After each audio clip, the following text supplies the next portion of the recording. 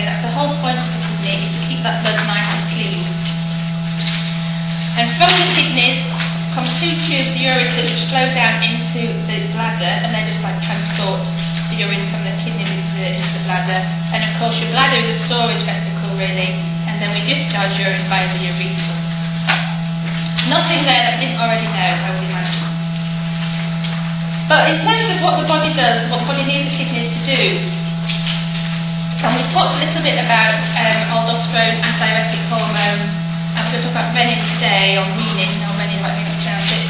But there are certain things the kidneys do, and one of them is that it helps to regulate blood concentration and blood volume, and we'll look at how that happens this morning. It obviously helps to regulate blood composition in terms of levels of ions. And remember, ions is electrolytes are dissolved ions. So you know for a fact that you also have a folk where ions go, or electrolytes go, what follows? And that entire premise is really how the kidneys work and how they maintain and regulate your blood composition.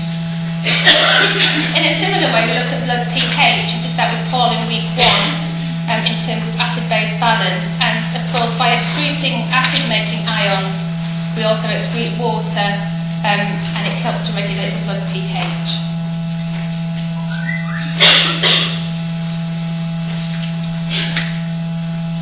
So there are some hormones made in the kidney which we'll talk about, and also looking at regulating blood pressure and using renin as a medium to do that.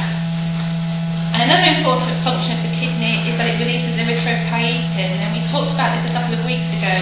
Erythropoiesis is the formulation, a synthesis of new red blood cells, and without erythropoietin your bodies can't make new red blood cells, and that's obviously released from the kidney.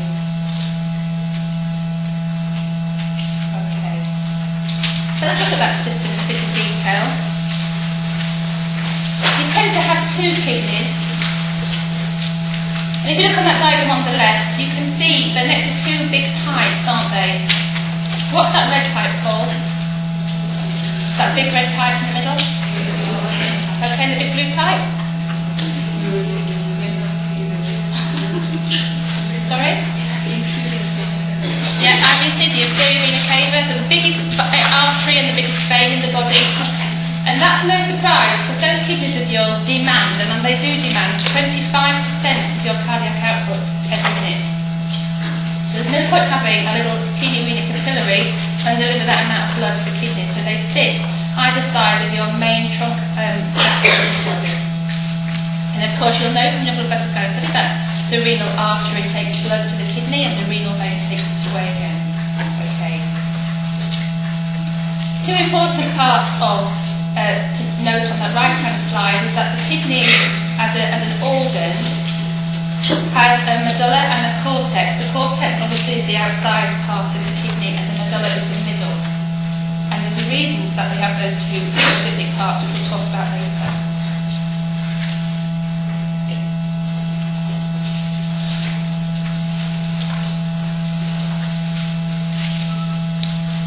Is there anybody who is completely blown away by that bottom line? I know you're a hard audience, please. But that is, are you not just like, wow? Unbelievable. Okay. I'm quite impressed by that. Okay.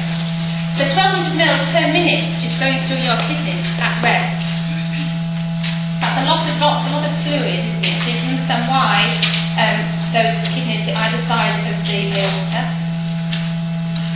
And if you think about the lungs for a second, back to Ruth's session, and we talked about how the lungs use the alveoli to increase their surface area, okay, to increase gaseous exchange with the respiratory membrane. The kidneys do something very similar. They're not big, they're chunks like bath soap, chunks of soap really outside, so they're not a huge organ considering their workload. So what they do is they incorporate something of course called the nephron or the renal cell, which increases the surface area available to filter all that 1200 mils of blood. So we'll go over that in a sec. Just a very quick diagram looking at the blood supply, of course, to the kidney and how it's spread around the kidney.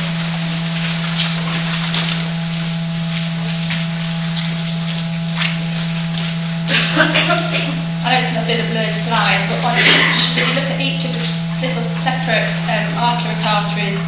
they actually, in real life, or it's not on a diagram, will supply each individual renal cell or nephron. So the workforce of the kidney is the nephron, so it makes sense to spend most of this session looking at how the nephron works.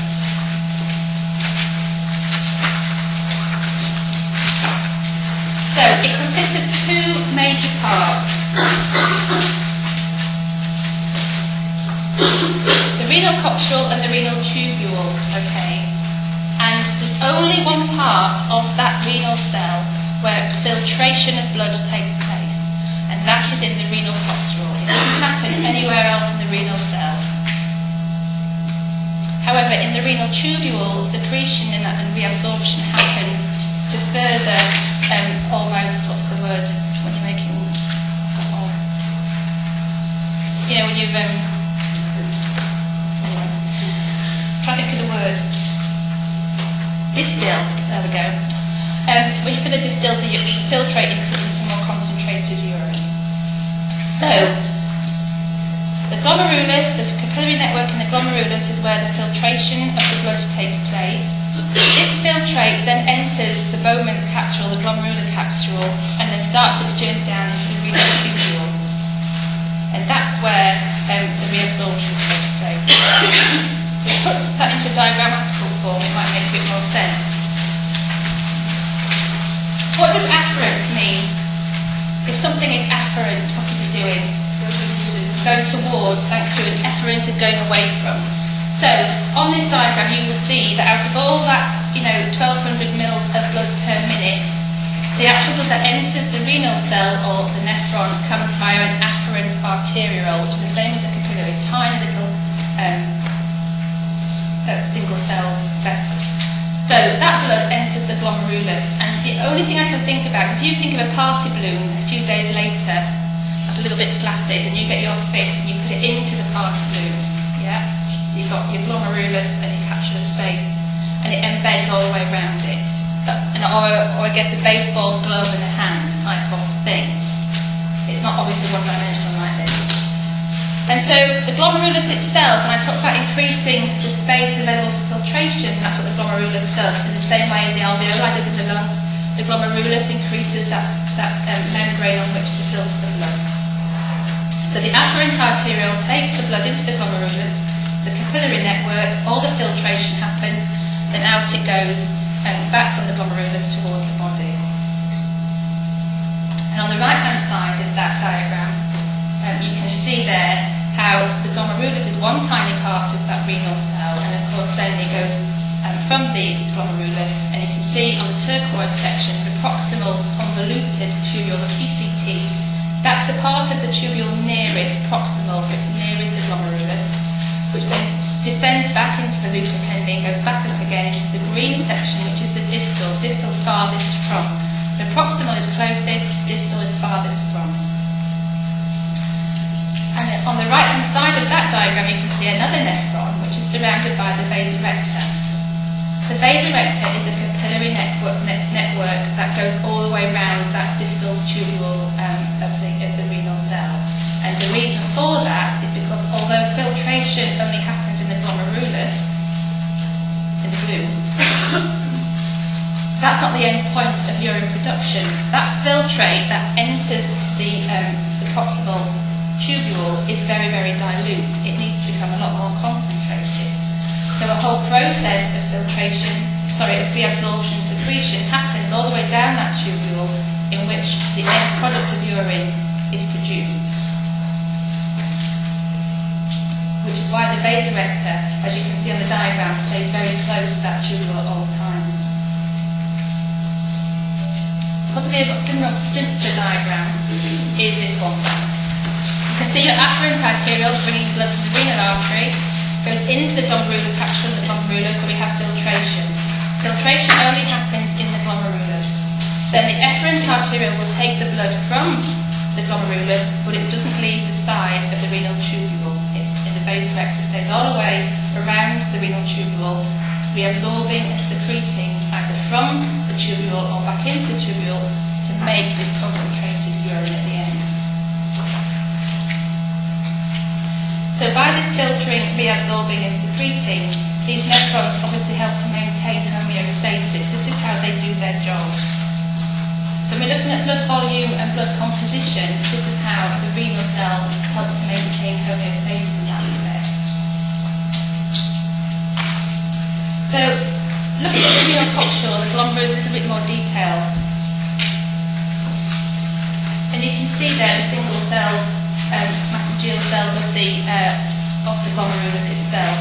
The blood coming in by the afferent arteriole, entering that, so all those projections inside the capsule, and then exiting via the efferent, of course. And all this filtrates around there is the very start point of urine, but obviously it's extremely dilute at this stage. And all that capsular space gets filled full of the filtrate, of course, which then starts its journey into the proximal tubule and away down the nephron.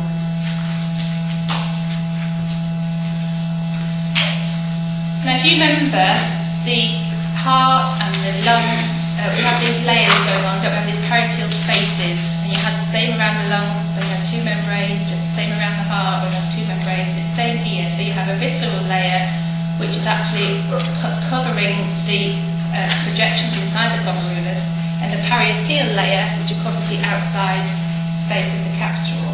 And the space in between that, of course, is where the filtrate from the glomerulus enters and starts its journey down into the tubule.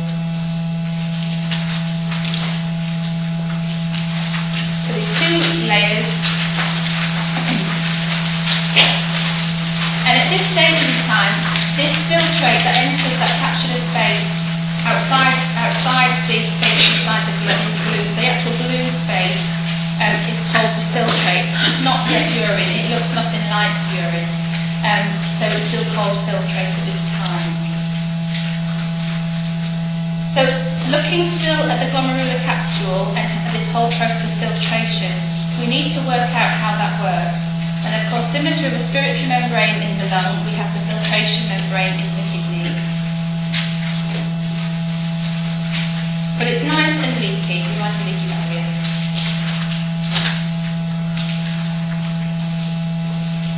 And those of you that like the shredded for breakfast, very similar construction to shredding in terms of its three layers. Okay? So we have, of course, the first layer is the glomerular endothelial cells.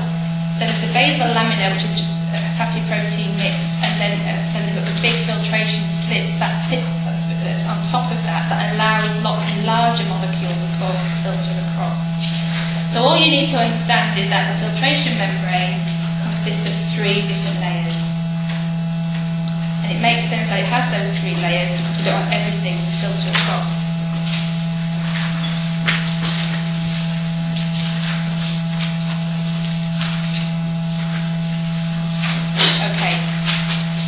So the glomerulus, of course, the top of that slide is the fist in the balloon, and the tubule at the bottom is the balloon itself. So we've got a filtration membrane. If you can think about what the whole point of your kidney is to filter your plasma and keep it clean and take away the waste products created by metabolism and everything else. It makes sense, therefore, that you can't just have any old thing passing through, can we? Otherwise you'd be in a right pickle.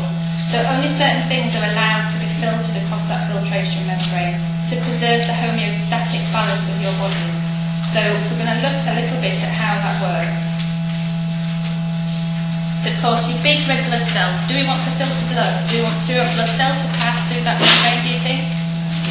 If you think about a patient's urine and you think about what ought not to be in that urine, if there's blood in someone's urine, that's a problem, isn't it? Flag that one up, sort that one out.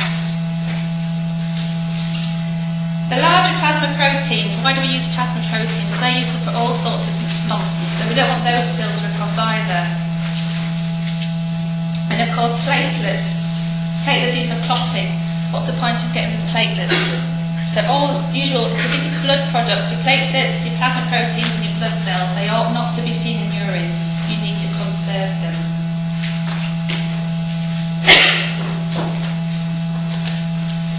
Okay, so in terms of filtration, we we mentioned about the alveoli in comparison. The capillaries, of course, present a huge surface area for filtration, and that filtration membrane is thin and porous. The capillaries in the glomerulus, in the fifth balloon, are so much more leakier than capillaries elsewhere in the body, which makes sense. And of course, glomerular blood pressure is high. Okay. And those of you that have to go with me for seminar work, we've talked about this a little bit already, but what you can't have, your kidneys are very similar to your brain, they're extremely demanding organs. If your kidneys do not get 25% of your cardiac output, they start to kick off, just like your brain does. They're extremely thirsty bits of kit, and so you need to have a good blood supply, which is why they sit either side of the aorta. And of course, which part of your tubing section in your body has the highest blood pressure? The aorta, yeah? So obviously the blood pressure in the kidneys is high. Why does it need to be high, do you think? Pushing it through. We can't have any faffing about, can we? Do you know what I mean? So pressure is high. So again, our God whoever built this bit of kit called the human body, did a really good job. He sat those kidneys either side of the biggest artery in the body because he knew they need a lot of blood supply. So it makes sense that there is a high blood pressure because of course we're filtering 1200 mils a minute.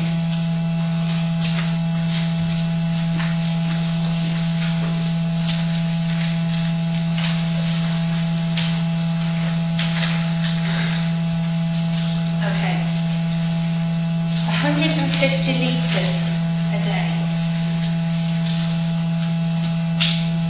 Not a moment. I'm blown away. 150 litres a day. Dun, dun, dun. Okay. That's a lot though, right? That's a lot of fluid. Like your little nephrons below the cotton socks are pumping out. That's a lot of fluid. If you were to pee 150 litres a day, we'd never obviously get off the loo. We'd be quite ill, wouldn't we? So what we're going to do then, if these kidneys are taking 25% of your cardiac output, they're filtering 1200 mils of blood a minute, and they're producing on average 150 litres of filtrate a day. How are we going to fix this problem? There's a problem here. Let me think. We need to reabsorb an awful lot of that, don't we? So this is why the renal tubule is so cleverly designed to function. We have all this filtration going on in the glomerulus, but 99% of that fluid that enters the proximal tubule has to be reabsorbed. Has to be. So the role of the tubule in terms of reabsorption and secretion, therefore, is key to making this 150 litres into about 1.5 litres. So you can see that although the glomerulus is a nice bit of kit, again built for function, we have to have the rest of the tubule working in hard at the same time. But don't forget, only filtration happens in the glomerulus, nothing else. So the kidney tubule therefore has to pick up the slack and start to reabsorb an awful lot of fluid in the course of the day.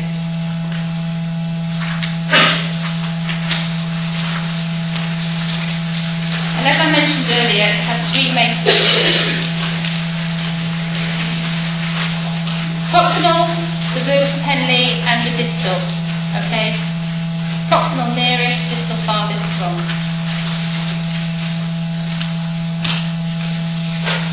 A bit of a busy slide this one, but you can, somewhere amongst all that vasorector, you can see the glomerulus. What happens to the glomerulus? Filtration or reabsorption? And the apparatus, does that take to or take away? Okay. So you can see the vasorector, this endless supply of capillary that goes all the way down the renal tubule, because of course we're doing an awful lot of reabsorbing. So of that 150 litres of filtrate that enters the proximal tubule, we have to reabsorb 99% of it before it goes back into the bladder. We haven't got a lot of time nor space in which to do that. So the tubule has to be extremely efficient in order to reabsorb most of what it sort of takes on from the glomerulus. Now, okay, scary slide coming up. Scary slide. Apart from it looks like I feel sat in the flat this morning.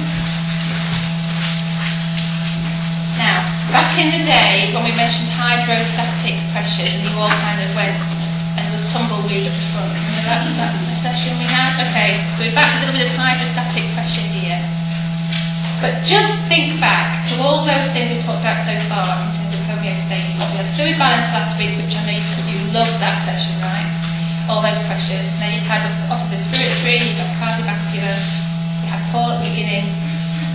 So, you know then that things move across barriers, not because it's a Tuesday afternoon and the wind is blowing from the northwest.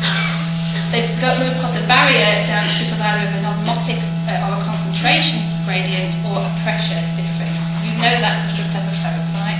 In the kidney, it is no different. You're pleased to know it's just the same. So, in terms of moving things from the glomerulus into the capsular space, of course, there's a filtration pressure. Excuse me. And again, any textbook will give you a different figure, so don't worry about the numbers here.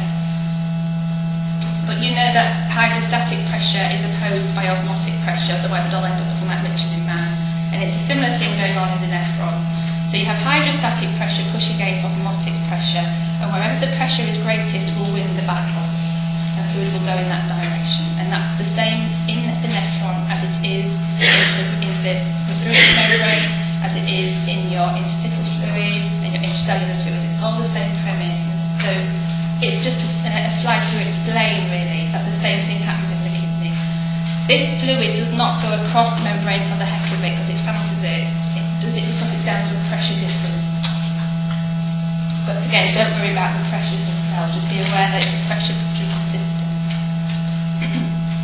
So, moving on to rate of knots here, we need to move on to the tubule. We've looked at the glomerulus, the only place where what takes place?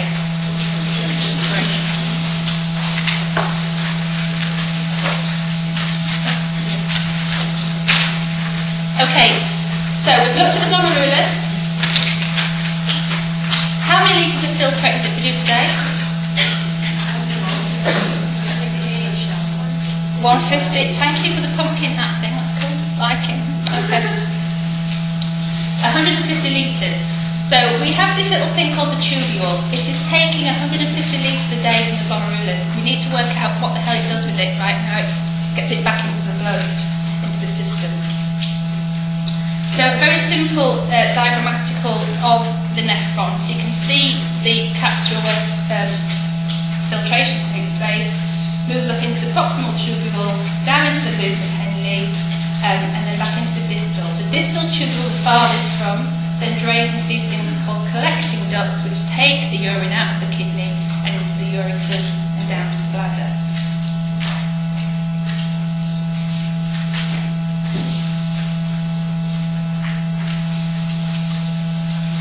Where does filtration happen again? And only the glomerulus, okay? But these tubular things are very clever, because what they do is they reabsorb. So they reabsorb from the tubular fluid and push it back into the blood. So they're reabsorbing stuff from the tubule, moving it across the vasa recta and pushing it back into the blood, where it's taken back up to the body, okay? But at the same time, our renal tubules are also secreting from the blood and back into the tubular fluid. So you have a two-way street of reabsorption and secretion going on here. And we're going to focus on those last 2 points. The filtration only happens in the glomerulus, and we know that reabsorption and secretion takes place all across the renal tubule.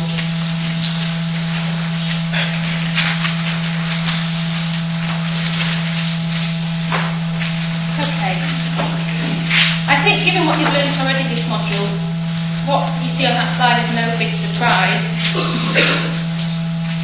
And certainly if you were dipsticking someone's urine and you saw sugar or bicarb or protein or any blood in there, you'd be a little bit concerned about it, which is why we use it as a diagnostic tool doing an MSU on a patient. Why do we reabsorb almost 100% of bicarbonate ions then? Buffer. What's a buffer? Who said that? What's a buffer? Absolutely. So, thank you. Your bicarbonate ions, is that right, Paul? Your bicarbonate ions are really your sole source to deacetose, to make something more alkali. So because your body and your metabolic function is always pushing slightly into the acidic, you must always reabsorb your bicarbonate ions to keep them in storage as a buffer. So you shouldn't see bicarb in urine, of course. Okay, so this reabsorption stuff, and let's look at where that takes place. Is it a big surprise that most of the reabsorption takes place in the proximal? This is the tubule nearest the glomerulus. If we're going to be reabsorbing sodium and potassium, what will we also be reabsorbing? Don't forget, we've got 150 litres we need to almost reabsorb here. So how do we do it? We reabsorb lots of ions, and with the ions we reabsorb the fluid. Most reabsorptive processes in the proximal tubule actually involve sodium as their mediator. And again, no surprise, we have a pressure-driven system in terms of what's going on across active secretion and reabsorption. So this filtrate that enters the proximal tubule, this 150 litres a day, is also very diluted, and as it goes down the vasorector, down the lipopenne rather, surrounded by the vasorector, of course, urine or the filtrate then contains the excreted substances, and the blood in the vasorector will start to contain reabsorbed substances from that lipopenne. So you've got two things going on here, reabsorption and secretion. So yeah, as I said, we're distilling. You are distilling that filtrate into concentrated urine. That's the whole point of this process. In terms of regulation of pH, of course, we mentioned bicarbonate ions have been reabsorbed. If you reabsorb lots of hydrogen ions, what might happen, do you think? Think of what you get when you mix hydrogen and water. It'd be quite a nice juicy acid, couldn't it, really? So we have to reabsorb our bicarb ions, as we said. We also secrete hydrogen ions. We don't want to keep lots of hydrogen ions floating around the body because they tip us into acidity. So the whole point of the reabsorption process of the renal tubule is to reabsorb all the bicarb it can get its little hands on, but also to push out some hydrogen ions because we don't want to retain the hydrogen in terms of acidity. So when we looked at the functions of the kidney at the start, and we looked about regulation of pH, when we're talking about regulation of pH in the kidney, we're talking about this slide.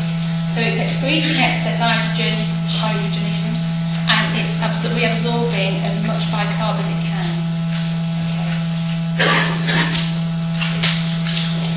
Okay.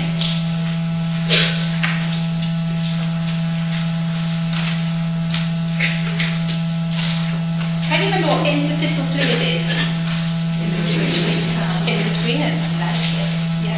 Okay. So it's a fluid that is neither inside the cell or in the plasma. It's in between. And it makes sense, and it's a little bit complicated, but obviously as you're reabsorbing, your kidney is a bit of reabsorbing stuff from the filtrate, the concentration of that solution is getting more and more, isn't it? Because you're reabsorbing ions and you're reabsorbing therefore water. So the concentration of that urine as it stands is getting is higher and higher. So in order to actually literally get a cloth, remember, think about a dishcloth and bringing out a dishcloth, that's what we're trying to do here with the renal tubule. In terms of trying to get as much back from that tubule as we can. So in order for that to happen, we have this thing called an osmotic gradient, which exists in the tissue in the kidney. So that renal tubule that comes down and back up again travels through an osmotic gradient in the tissue around it. So the osmolarity of the fluid around that tubule becomes progressively greater, which is why it literally sucks out as much fluid as it can from that renal tubule. If the osmolarity was the same all the way down the tubule, what would happen at a certain point, do you think? We'd stop reabsorbing, wouldn't we? Once those pressures, once the osmolarity of the solution inside the tubule was the same as the interstitial fluid outside, what would happen? It would just stop, and we won't even really wrung out as much as we can from that tubule. So in order to keep the process of reabsorption going, we have to tweak the osmolarity around that tubule so that that pressure system is always in operation all the way around. Again, a clever bit of kit, really, if you think about it. So as water leaves the tubular fluid, of course, the concentration will increase.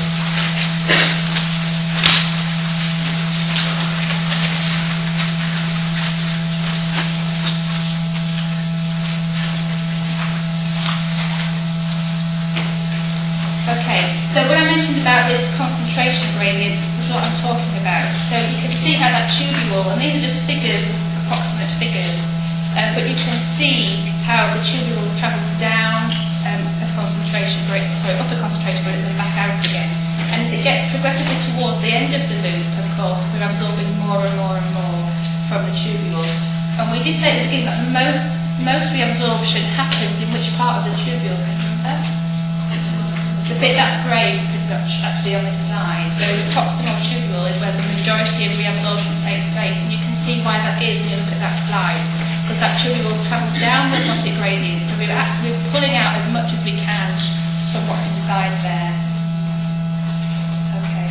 Please don't worry about numbers and gradients and hydrostatic and osmotic, but do obviously appreciate that there has to be a difference in gradient, otherwise you'll reach a point where it all will just stop. And again, think back to last week and what we talked about last week. Okay, by the time this filtrate, that now looks very similar to urine, actually turns up at the distal tubule, it's almost done. We know that most reabsorption happens in the proximal tubule, so we're now at the end point of the tubule here at the distal point.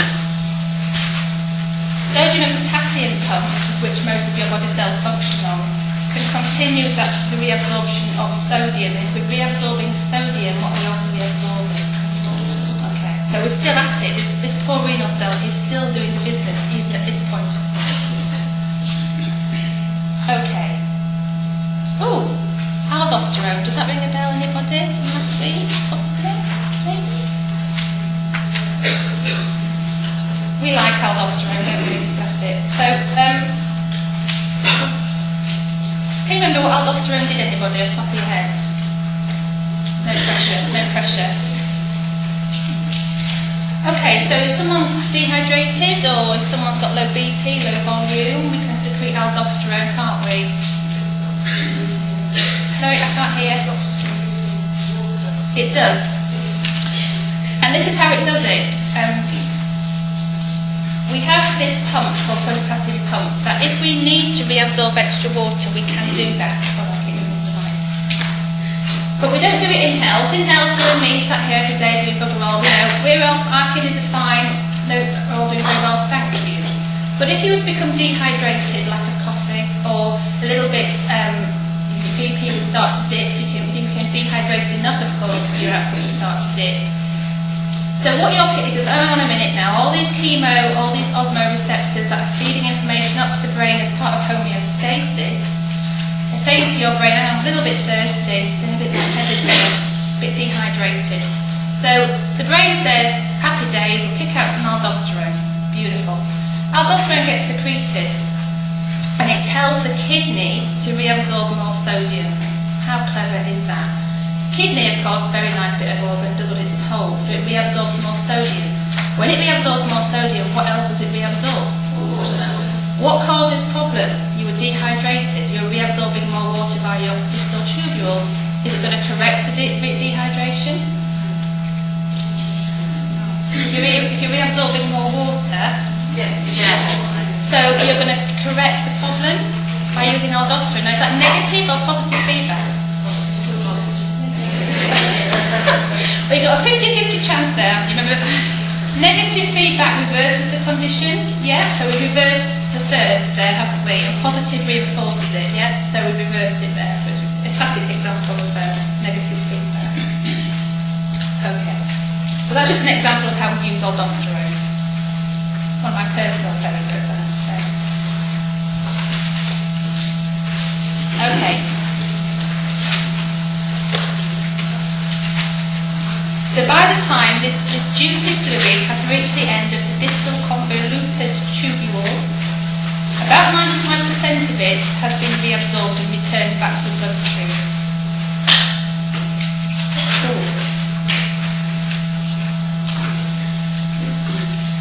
Okay, antidiuretic hormone. Ooh, another bell's ringing there. Anybody have a bell ringing about ADH? We had this last week's seminar, I think.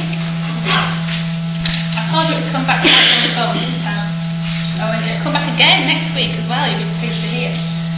So, you know that the renal system is all about balancing your body fluids and maintaining this thing called homeostasis. Antidiuretic hormone, what does diuretic mean? Make water, thank you. So antidiuretic, antidiuresis, okay, so it's stopping the excess water being produced. Where's the thirst centre? The Obi-Wan Kenobi, come on, thirst centre. Hypothalamus, fantastic, okay. So, getting a bit, the hypothalamus is understanding that you're a little bit dry. Thirst centre in the hypothalamus says, do something about it. So, you're releasing some antidiuretic hormone, which comes from the pituitary, that's for next week. Hold your breath for the endocrine system. Pituitary releases ADH, of course, which then goes down to the kidney and does its work and exerts its effect.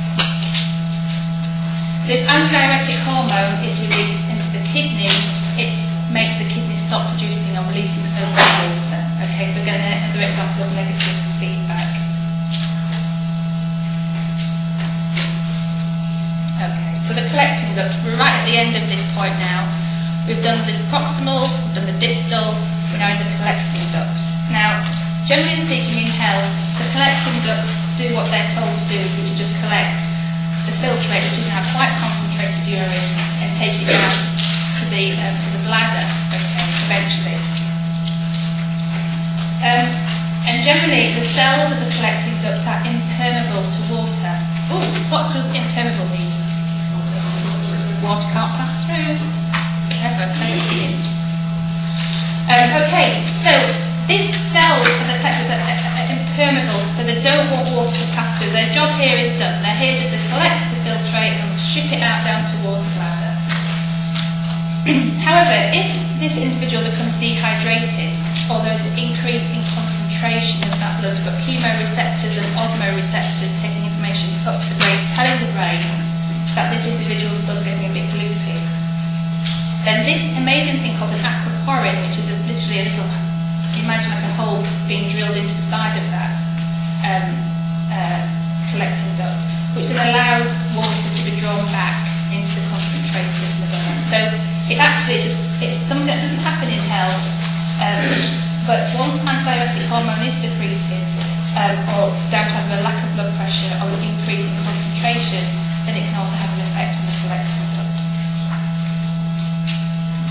So we've talked about my two favourite hormones, aldosterone and ADH, but there is a third, which I think I love even more.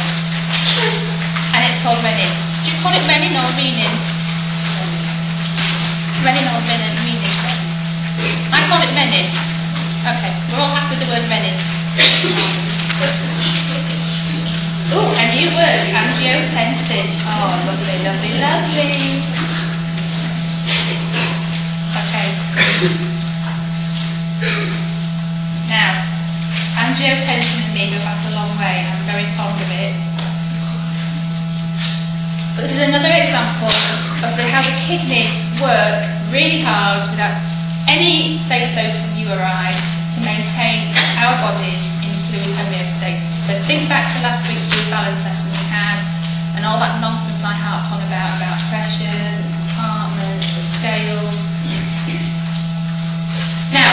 if your blood volume falls, so like you chop off a hand, or you feel a bit faint, or a bit dehydrated, if your blood volume falls, what's going to happen to your blood supply to the kidney? Possibly. Oh my God, yeah. Are the kidneys going to be happy about that, do you think? No. Very greedy if it's a kid. 25%, I think we said, of the cardiac output. So they need a constant supply of high pressure claret. They need it constantly. No messing about. There's no chance of a breather. So if blood flow decreases to the kidneys, then the kidneys in the cells secrete something called renin. Now as a memorandum thing, renin, renal, renal, renin. Where can renin be made, do you think? Oh, I know, the renal cells. So renin's a bit cool because it kind of gets into the blood and of course doesn't have far to travel into the blood because you know that your kidneys are full of the stuff, right? So renin is secreted and it circulates until it meets something called angiotensin converting enzyme, ACE. It's called ACE because it is, obviously, marvellous stuff. This ACE stuff is just floating without doing, distractedly squat, but if it meets up with its chunk renin, then it all kicks off. We are talking fireworks central here, a little bit like platelets when they get excited in clotting. Similarly with renin and ACE, so they come together and they produce something called angiotensin 2. It sounds a bit like a film, doesn't it? It's very Star Warsy. Now, what the heck? Angiotensin 2, what could that be then, do we think? Well, it's a very, very potent vasoconstrictor. Vasoconstrictor, what does that mean? Think of boa constrictor. What's vasoconstrictor? Any answers? No pressure, no pressure. Okay. If we're going to constrict something, think about, when we talked about cardiovascular system, and we talked about one of the key things in blood pressure is peripheral resistance. Remember that? Way back third week. So you've got all this pump, all this heart thing kicking out all this lovely red stuff. But one of the key things in maintaining blood pressure is the amount of space in which that red stuff has to travel. If you're going to give it more space to travel, what's going to happen to the pressure? If you're going to give it less space to travel, higher. Okay, the prompt is right. Yeah. Okay, so this is how angiotensin 2 works. So don't forget, renin is released from where? Okay. And why is renin released again? If there is a drop in what? So renin meets its chunk ACE, have a little party, fireworks go off, and it produces angiotensin 2. Angiotensin 2 raises blood pressure in two ways. It boa constricts, so it's reducing the amount of space in which this claret has to travel. If we're going to reduce the amount of space, what's going to happen to blood pressure? It's going to go up. And it also secretes, oh my goodness, look, it's our friend aldosterone. So as well as boa constricting and increasing peripheral resistance, pushing up the pressure, it also stimulates secretion of aldosterone. And we love aldosterone, don't we? We know what that does. So that increases reabsorption of sodium in the kidney. If we're reabsorbing sodium, we're also reabsorbing water. So we've reabsorbed water, which gives us more volume. We've also reduced the space in which this blood has to travel in. So what's going to happen to our blood pressure? Hallelujah, right? So, renin, aldosterone, antidiuretic hormone, next to tattoo of homeostasis, get them tattooed on somewhere please, because they are key bits of kit. Renin, ADH and aldosterone. We've seen them pop up now 3 times, okay, there's a theme going on, right? And they're going to pop up again next week as well, just to make sure we've got the message. Now then, it's already 10 to 11, possibly. So we don't have a lot of time. What I was going to do is talk about urine production and excretion, but what I will say to you all is the key learning from this morning's lecture is to talk about reabsorption, secretion, and that stuff that happens in the glomerulus, which causes filtration. So I need you to understand those 3 processes, where they happen and how they happen. There's also those 3 juicy hormones to remember, okay? We're going to come back in here at 12 o'clock, hopefully, try and barge our way in for genetics, which I just know you can't wait for that one. Before you all start packing up, just hang on, please. In terms of urine production and excretion, given that we're all over the age of 12 in this group, I'm gathering we kind of know how we make urine and excrete it and where it goes, that kind of thing. You've got all the information you need on that in the next 6 slides on this handout, so feel free in your leisure time that you have them on to read them, okay? So we'll try and get back in here for 12, if not I'll see you back in here at 2.